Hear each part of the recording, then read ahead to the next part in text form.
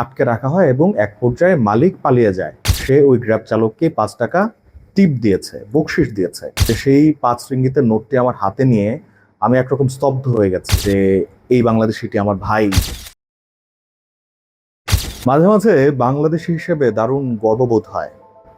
দেখুন, আমাদের অনেক সমস্যা, আমাদের অনেক কমতি, আমাদের অনেক দোষ ত্রুটি ভুল পুরো বিশ্ব জুড়েই জানে। বাংলাদেশিদের আসলে দোষের সীমা নাই। বিশেষত মালয়েশিয়াতে বাংলাদেশি প্রবাসীদের তো বলতে গেলে এখন স্থানীয় নাগরিকরা যেভাবে দেখে তাতে করে মুখ দেখানোই দায় হয়ে গেছে। তবুও মাঝে মাঝে এমন কিছু খবর আসে যে আমাদেরকে আশান্বিত করে, গর্বিত করে।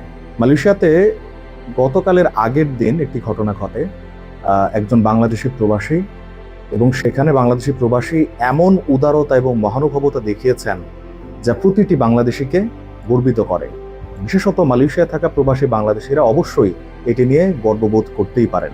ঘটনা ছিল, মালয়েশিয়ার একজন ই-হেইলিং বা রাইড শেয়ারিং গাড়ি চালক, গ্র্যাব চালান। সে ব্যক্তি সামাজিক যোগাযোগ মাধ্যম থ্রেডসে একটি পোস্ট করেছেন। সে পোস্টে তিনি একজন বাংলাদেশির গল্প বলেছেন। সেই বাংলাদেশিকে তিনি সুবাং বেস্তারি থেকে জালান ক্লাং লামায় নিয়ে যাওয়ার জন্য গাড়িতে তোলেন। তো গাড়িতে ওঠার পর সেই বাংলাদেশির অভিব্যক্তি বা চেহারার মধ্যে বিষণ্ণতা দেখে সেই চালক কৌতূহল হয়ে প্রশ্ন করেন যে সে বাংলাদেশির কি হয়েছে, সে এমন মন খারাপ করে বসে আছে কেন। তখন সেই বাংলাদেশি তার পুরো ঘটনা বলে যে সে কুয়ালালামপুরে একটি টাইলস লাগানোর একটি কোম্পানিতে কাজ করত। তো কনস্ট্রাকশনের কাজ করার সময় 3 মাসের বেতন আটকে রাখা হয় এবং এক পর্যায়ে মালিক পালিয়ে যায়। তো বাংলাদেশি স্বভাবতই খুব নিদারুণ কষ্টে পড়ে যান। এখন জানেন যে মালয়েশিয়াতে একটি কাজ হারালে নতুন করে একটি কাজ পাওয়া কতটা কঠিন। তো বাংলাদেশি কাজের সন্ধান করেন, কোনোভাবেই কোনো উপায়ন্তর হয় না। তো ধার দেনা করে তার বাংলাদেশি যে সকল বন্ধু বান্ধব মালয়েশিয়াতে আছে তারা সহযোগিতা করে কিছু কিছু, তা দিয়ে কোনো রকম ডাল ভাত ডিম ভাত খেয়ে সে দিন কাটাচ্ছিল।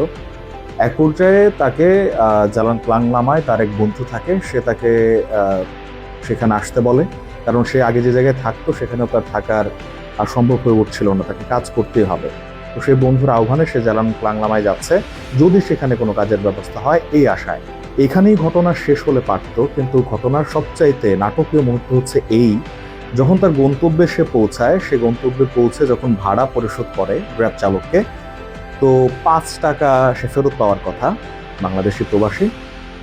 তো তখন সে সেই 5 টাকার ফেরত নেয়নি। সে ওই গ্র্যাব চালককে 5 টাকা টিপ দিয়েছে, বকশিস দিয়েছে। বকশিস দিয়ে বলেছে যেন তার জন্য সে চালক দোয়া করে, সে যাতে তার এই সঙ্গীন মুহূর্ত থেকে, এই সংকট থেকে সে বেরিয়ে আসতে পারে, আল্লাহর কাছে যাতে দোয়া করে। এই আহ্বান জানিয়ে তাকে 5 টাকা, 5 রিঙ্গিত তাকে বকশিস দিয়েছে। তো সেই চালক সামাজিক মাধ্যমে লিখছেন যে সেই 5 রিঙ্গিতের নোটটি আমার হাতে নিয়ে আমি একরকম স্তব্ধ হয়ে গেছি। যে মানুষ আসলে বিপদ আপদে আমরা কতটা ভেঙে পড়ি, কিন্তু এমন মানুষও আছে যারা চরম সংকটের মুহূর্তে ভেঙে পড়েন না, ওপরওয়ালার প্রতি একজনের উপর তারা ভরসা ধরে রাখেন। সে বাংলাদেশিকে তিনি স্যালুট জানিয়েছেন। এবং এই ঘটনা যখন তিনি থ্রেডসে পোস্ট করেন, তো সেই পোস্ট রীতিমতো ভাইরাল হয়ে যায়। মালয়েশিয়ার একাধিক গণমাধ্যম এটি নিয়ে খবর করেছে, এবং এর ফলে যা হয়েছে, সেই পোস্টের কমেন্টে শত শত মালয়েশিয়ান কমেন্ট করেছেন সেই কমেন্ট বক্সে, এবং তারা সেই বাংলাদেশির ধৈর্যের প্রশংসা করছেন। তারা বলছেন যে এই সময়ে, এই যুগে সেই ধরনের মানুষ আসলে পাওয়া খুবই কঠিন, যে একজন মানুষ এমন চরম বিপদে পড়েও এতটা ধৈর্য ধারণ করতে পারে। তো এই ধরনের ঘটনা আসলে আমাদেরকে আশান্বিত করে, আমাদেরকে গর্ববোধ করায়। আমরা যে বাংলাদেশি সে পরিচয় দিতে আমরা আরো বেশি গর্ববোধ করি যে এই বাংলাদেশিটি আমার ভাই। এত উদারতা বা মহানুভবতা, যার কারণে বাংলাদেশিদের সুনাম আরো বেড়ে যায়। মালয়েশিয়াতে বাংলাদেশিদের অপরাধের খবর হরহামেশাই আসে, প্রায়শই নিউজে আসে, অধিকাংশ নেতিবাচক খবর। গ্রেপ্তার, নাইট ক্লাব, পতিতাবৃত্তি, নানান সেক্টর থেকে এই ধরনের খবরাখবর আসে। এমনকি খুন জখম পর্যন্ত, মারামারি, এসব খবর আসে। তো এই সকল খবরের ভিড়ে এই কিছু বাংলাদেশি আমাদেরকে বিশ্বের বুকে গর্বের আসনে নিয়ে যাচ্ছে, বাংলাদেশকে তুলে ধরছে অনন্য উচ্চতায়। তাদের প্রতি ভালোবাসা, তাদেরকে অসীম শ্রদ্ধা।